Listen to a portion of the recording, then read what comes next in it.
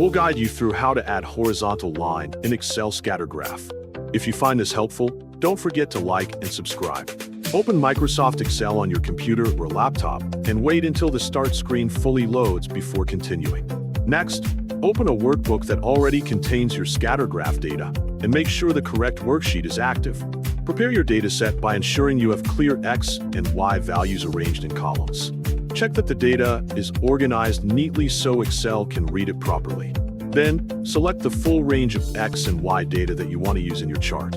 After selecting the data, go to the Insert tab on the ribbon. Click on the Scatter Chart option and choose a scatter plot style that fits your needs. Wait for Excel to generate the scatter chart automatically.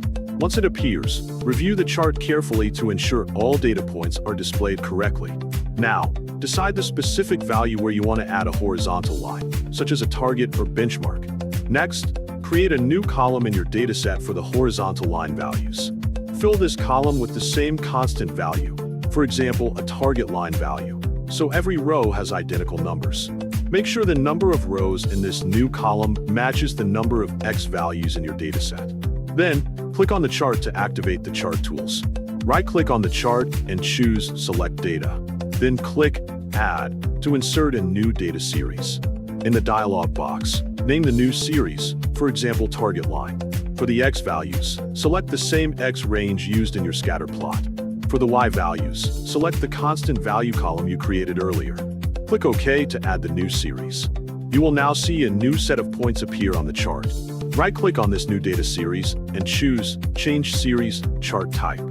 Set the series to scatter with straight lines so it forms a continuous line. Then, format the line by adjusting its color and thickness so it stands out clearly.